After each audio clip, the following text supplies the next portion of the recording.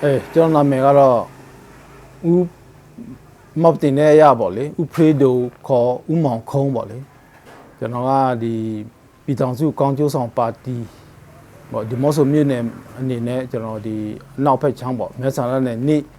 ပြည်နယ်လူတော်မှာဝင်ရောက်အရွေးရှင်ပြိုင်မဲ့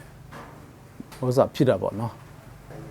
ကျွန်တော်အစလုံးကတော့ရည်ရွယ်ချက်အထူးထွေတော့တိတ်တော့မရှိခဲ့ဘူးပေါ့နော်ဒါပေမဲ့ကျွန်တော်လေ့လာပါတယ်ဟိုအစလုံးကဒီတဆိုင်ညာတို့လည်းလာခေါ်တယ်ကြံ့ခိုင်ရေးဖွဲ့လည်းလာခေါ်ပါတယ်နောက်အဲ့လဲကျွန်တော်တို့နောက်ဆုံးဒီ NLD ကျွန်တော်လာမခေါ်ခင်မှာအဲ့ဒီပြည်ထောင်စုကောင်းကျိုးဆောင်ပါတီနဲ့လာခေါ်တော့သူတို့ရဲ့မူဝါဒလေးကိုကျွန်တော်လေ့လာပါတယ်သူပါတီရဲ့လက်ဆွဲသမားကျွန်တော်ဖတ်ကြည့်ပါတယ်အထူးသဖြင့်ဒီပြည်သူအတွက်နော်မူဝါဒလမ်းစဉ်တွေနောက်တစ်ခါနိုင်ငံတော်အတွက်ချမှတ်ထားတဲ့နိုင်ငံရေးလမ်းစဉ်တွေနောက်ပြည်သူကိုဂတိပြုရမယ့်အချက်လက်လေးတွေကိုကျွန်တော်ဖတ်လေ့လာတဲ့ခါကျတော့ရိုးရိုးရှင်းရှင်းလေးပဲဒါကြောင့်မလို့ကျွန်တော်အဲ့ဒါတွေသဘောကျပြီးတော့ကျွန်တော်ဝင်ရောက်ခြင်းပဲဖြစ်ပါတယ်ကျွန်တော်အထူးသဖြင့်ကျွန်တော်တို့ဒီရရပါဒေသမှာအရင်ကတက်လာခဲ့တဲ့ပါတီလည်းအများကြီးလှုပ်သွားခဲ့ပြီးပါပြီတိုးတော်လည်းပဲအများကြီးလည်းလိုအပ်ပါသေးတယ်အထူးသဖြင့်ကျွန်တော်နောက်ဘက်ကျောင်းမှာဆိုရင်လာပေါင်းဆက်သွယ်ရေးတို့အဲ့ဒါမျိုးလေးပေါ့လေဒါတွေဟာတကယ်တမ်းဆိုရင်တိုးတော်လိုအပ်နေပါတယ်အထူးသဖြင့်စီးပွားရေးလုပ်ငန်းတွေပါတယ်လဲတို့ကလည်းမလုပ်တမကင်တနောက်ပြီးတော့ကျွန်တော်ဒီအထူးသဖြင့်ဒီတောင်သူလယ်သမားတွေအလုပ်သမားတွေသူတို့ရဲ့ဘဝကိုကြည့်လိုက်လို့ရှိရင်အများကြီးဖွံ့ဖြိုးတိုးတက်မှုကတော်တော်လေးကိုနေကွေးသေးတယ်ပေါ့လေအဲ့ဒါကြီးလည်းဟိုတိုးတက်လာအောင်မြန်ဆောင်မှုရှိလာအောင်နောက်ပြီးတော့ကျွန်တော်ပေးထားတဲ့ဂတိကဝု12ချက်ရှိပါတယ်အဲ့ဒီ12ချက်ကိုကျွန်တော်မဖြစ်မနေဒါအစွမ်းကုန်စ조사ဆောင်ရွက်မယ်လို့ကျွန်တော်နေဒါထပ်မှန်ပြီးတော့ဒါဂတိပြုစီချင်တယ်ဟုတ်ကဲ့ပါကျွန်တော်အရင်ကဟိုဥစ္စာမျိုးပေါ့ဒီပညာရေးလောကမှာပဲလုပ်ခဲ့ပါတယ်ကျွန်တော်ဒီအောက်ခြေပေါ့မူလလန်းဘဝကနေပြီးတော့တဲပြီးတော့ကျွန်တော်ဒီထဲတန်းကျောင်းအုပ်ကြီးပေါ့လေဒါနောက်ဆုံးကျွန်တော်ထဲတန်းကျောင်းအုပ်မှာကနေပဲကျွန်တော်အငင်းစားယူခဲ့ပါတယ်ဒါတော့ပညာရေးလောကမှာကျွန်တော်လုပ်ခဲ့တဲ့ဒါအချင်းချုပ်ပေါ့လေဆင်းလိုက်ကျွန်တော်လုပ်ခဲ့ပါတယ်တိုးတော်လည်းပဲတခြားလူမှုရေးလုပ်ငန်းမှာဆိုရင်လည်းကျွန်တော်ဒီကရန်စာပေနဲ့ယဉ်ကျေးမှုကော်မတီပေါ့ဒီမော့ဆိုမြို့နယ်အနေနဲ့ကျွန်တော်9နှစ်လောက်တာဝန်ထမ်းဆောင်ခဲ့ပါတယ်ဥက္ကဋ္ဌအနေနဲ့ပေါ့လေဟိုတာနယ်တလောက်တော့ကျွန်တော်လှုပ်လာခဲ့ပါတယ်အခုလက်ရှိကြတော့လဲကျွန်တော်ဒီမြန်မာနိုင်ငံကျက်ရှင်ဒီအသိမြို့နယ်အသိခွဲပေါ့ဥက္ကဋ္ဌအနေနဲ့ကျွန်တော်တာဝန်ယူပြီးတော့ဆောင်ရွက်ခဲ့တာပေါ့လေဒီကနေ့အထိပါပဲဆိုတော့အခုလက်ရှိဖြစ်နေတဲ့ကိုဗစ်မှာလည်းပဲကျွန်တော်ဒီကော်မတီဝင်အနေနဲ့ဒါပါဝင်ပေးတယ်အမျိုးသမီးရေးရာကော်မတီမှာလည်းဒါကော်မတီဝင်တယောက်အနေနဲ့ကျွန်တော်ပါဝင်ပြီးတော့တာဝန်ထမ်းဆောင်ပေးနေပါတယ်ပေါ့လေအခုလက်ရှိကိုဗစ်ကာလမှာဆိုရင်ကျွန်တော်ကြက်ရှင်ဒီတပ်ဖွဲ့အနေနဲ့ဒါဂိတ်မှာတာဝန်ချတာတို့ဟာလာကွာရန်တင်းမှာဟိုနေရာချပေးတာတို့အဲ့ဒါလည်းကျွန်တော်ဟိုဆောင်ရွက်ပေးနေပါတယ်ပေါ့လေအခက်ခဲတော့အများကြီးရှိပါတယ်ကျွန်တော်တို့လည်းရမ်းသွားလို့လည်းမရဘူးနောက်ကျွန်တော်တို့ရွာကိုဆင်းမယ်ဆိုရင်လည်းအဲ့ဒီလူထုတွေကလည်းတနင်္ဂနွေနေ့ကလွဲလို့ကြာနေရဲ့ဆိုသူတို့ခင်ဗျာလည်းစားဦးနေရေးတွေ့သူတို့အလွတ်လုံနေရတယ်လေဆိုတော့ကျွန်တော်တို့အရန်သွားပြီးတော့ဖိအားသွားပေးလို့လည်းမရပါဘူးဒါကြောင့်မို့အဲ့ဒီနေ့လောက်ပဲကျွန်တော်လူတတ်နိုင်ပေါ့လေအဲ့ဒီဟိုဒီကိုဗစ်ထိန်းချုပ်ရေးကော်မတီကနေပြီးတော့ဒါဒီကျမ်းမာရေးပေါ့လေကနေတတ်မှတ်ထားတဲ့စီမီစီကန်တိုင်းကိုကျွန်တော်ကဆောင်ရွက်ပေးနေရတယ်ပေါ့လေဒါကြောင့်မို့ကျွန်တော်လူဟိုကျွန်တော်30ထက်30နဲ့50ကြားပေါ့လေအဲ့ဒီပေါင်းကျင်လောက်ပဲကျွန်တော်လူတွေကိုစုယုံပြီးတော့ဒါကျွန်တော်ပါတီနဲ့ပတ်သက်တဲ့အကြောင်းအရာအချက်လက်လေးတွေကိုကျွန်တော်ရှင်းလင်းတာဖြစ်ပါတယ်အဲ့ဒါအဓိကပဲအဓိကကျွန်တော်တို့ဒီ Federal တော့ Federal ကိုဒါကျွန်တော်ရဲ့ဟိုနိုင်ငံရေးဥတီချက်မှာလည်းဒါအဓိကပါပါတယ် Federal နဲ့ Federal ပြည်ထောင်စုဖြစ်ပေါ်ရေးပေါ့လေအဲ့ဒါအဓိကကျွန်တော်တို့ဟိုဆောင်ရွက်ဖို့တော့ရှိပါတယ်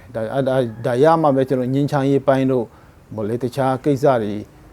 ေဒီမိုကရေစီတို့ပါဆိုအဲ့ဒါတွေပြောလို့ရမှာဟုတ်ဒါကြောင့်မလို့ကျွန်တော်ဒီ Federal ဟာအင်မတန်မှအရေးကြီးတဲ့ဟိုကဏ္ဍတစ်ခုဖြစ်ပါတယ်အဲ့ဒါရပြီးလို့ရှိရင်ကျွန်တော်အဲ့ဒါတွေကြံတဲ့ကဏ္ဍကိုဆောင်ရွက်တဲ့အခါမှာအများကြီးအဆင်ပြေသွားလိမ့်မယ်လို့ကျွန်တော်နေဒါမျှော်လင့်တာပေါ့လေဒါကြောင့်မလို့အဲ့ဒီ Federal ပြည်ထောင်စုဖြစ်ပေါ်ဖို့အတွက်ဆိုတာဒါအင်မတန်မှရေးကြီးတယ်ဒါလည်းပြည်သူလူထုတွေအားလုံးပါဝင်ပေးဖို့တော့လိုတာပေါ့နော်ကျွန်တော်တို့ကတော့အရင်တို့ကတော့ဟိုပါတီတိုင်းကတော့မကောင်းတာတော့မဟုတ်ပါဘူးသူ့ရဲ့မူဝါဒသူ့ရဲ့လမ်းစဉ်တွေသူချမှတ်ထားတဲ့ဟာတွေအကုန်လုံးတော့ကောင်းပါတယ်ပါတီတိုင်းကတော့ဟိုကောင်းလို့ပဲသူတို့ပါတီထောင်ကြတာကိုတိုးတော်လည်းပဲကျွန်တော်ပြောချင်တာကအ ရင်ရင်တို့ကလုတ်ခဲ့တဲ့ပါတီတွေဟာဟိုမှကျွန်တော်တို့အမေစုဆိုရင်အင်မတန်မှဒါကဘာကျော်ဒါလူသိများတဲ့တကယ်တော်တဲ့ပုံကူပါသို့တော်လည်းပဲအခုကျွန်တော်တို့ဒီပါတီတွေရဲ့ခေါင်းဆောင်တွေလည်းမတော်တာမဟုတ်တော်ပါတယ်သူတို့လည်းဒါတိုင်းပြည်ဒါတချင်တစ်ခါတော့ကဒါနိုင်ငံတော်အတွက်အကျိုးပေးခဲ့တဲ့ပုံကူတွေပါပဲဆိုတော့သူတို့အဲ့လိုဟိုပါတီကိုတီးခြားသူတို့တီထောင်တာတော့မဟုတ်ဘဲနဲ့ဟိုအဓိကရည်ရွယ်ချက်ကဒီဘယ်ပါတီပဲဖြစ်ကောင်းတယ်တော်တဲ့ပုံကူအမျိုးအကုန်လုံးကိုလက်တွဲပြီးတော့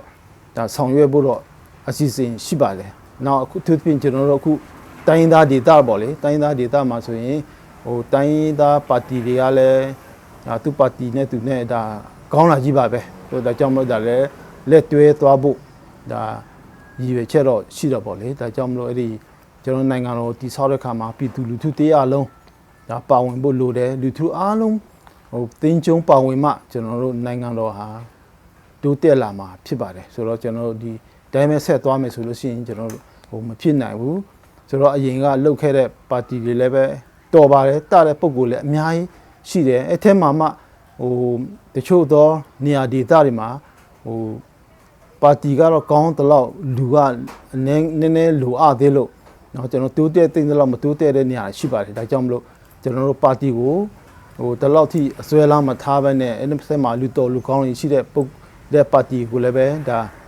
မြင့်မြတ်တတလေးရွေးချယ်ပြီးတော့ကျွန်တော်တို့ဒါဆောင်ရွက်ကြမယ်ဆိုရင်ကျွန်တော်နိုင်ငံဟာတော့ဘလို့ဖြစ်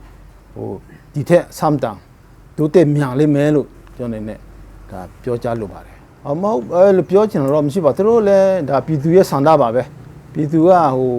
သူတို့ကိုမဲထည့်တယ်သူတို့နိုင်မယ်ဆိုရင်ဒါပြန်ပွဲဆိုတာတော့နိုင်တဲ့ရှုံးမရှိမှာပဲလေဆိုတော့သူတို့ကနိုင်မယ်ဆိုလဲနိုင်မယ်ကျွန်တော်နိုင်မယ်ဆိုလဲကျွန်တော်နိုင်တာပေါ့လေအဲ့ဒါကျွန်တော်ကြားတယ်ကျွန်တော်ဘယ်လိုမှအကတမထားပါဘူးသူတို့နိုင်လဲကျွန်တော်တို့ရဲ့ကျွန်တော်ကပူပေါင်းပါဝင်ရမှာပဲเนาะဖေးမကူညီရမှာပဲလေဒါကြောင့်မလို့ဘယ်သူပဲနိုင်ပေါ့လေနိုင်တဲ့လူကတော့သူတိုင်းပြည်ကိုအကောင်းဆုံးသူလုံနိုင်အောင်တော့ကျွန်တော်အနေနဲ့ကျွန်တော်ဟိုမြို့မောင်းလာပေါ့လေဒါပါပဲကျွန်တော်ကတော့တောင်သူလေသမားရဲ့ဘဝအမြင့်တင်ရေးဟိုအများအားဟိုပန့်ပိုးကူညီဆောင်ရွက်ပေးဆိုတဲ့ရည်ရွယ်ချက်လေးနဲ့ကျွန်တော်ကဒါလက်ကင်ထားပါတယ်ကျွန်တော်အခုမှဟိုပါတီတိလည်းဖြစ်သေးတယ်เนาะကျွန်တော်အခုမှစပြီးတော့ဟိုတီထောင်ထားတဲ့ပါတီတခုဆိုတော့ကျွန်တော်တာနိုင်ဆုံးအကောင်းဆုံးဆိုဖြစ်အောင်ကျွန်တော်ကြိုးစားမယ်အကဲဒါကျွန်တော်တို့ရသည်ဖြစ်စီမရသည်ဖြစ်စီကျွန်တော်တို့ရဲ့ရွာဒေသအတွက်တော့အစဉ်မြဲဒါဆောင်ရွက်ဖို့လှုပ်ဆောင်ဖို့အသင့်ပဲဆိုတာကိုကျွန်တော်ပြောကြားချင်ပါတယ်ကျွန်တော်တို့အစဉ်သင့်ပဲဘာပဲကန္တာပဲလားဟာလားကျွန်တော်တို့ရမှဟိုမရမှအဲ့လိုမဟုတ်ပါဘူးကျွန်တော်တို့ကကိုလူမျိုးကိုရဲ့ပြည်နယ်ကိုရဲ့ဒေသအကျိုးအတွက်ဆိုရင်အချင်းမရွေးကျွန်တော်ဆောင်ရွက်ဖို့တော့အစဉ်သင့်ရှိပါလေ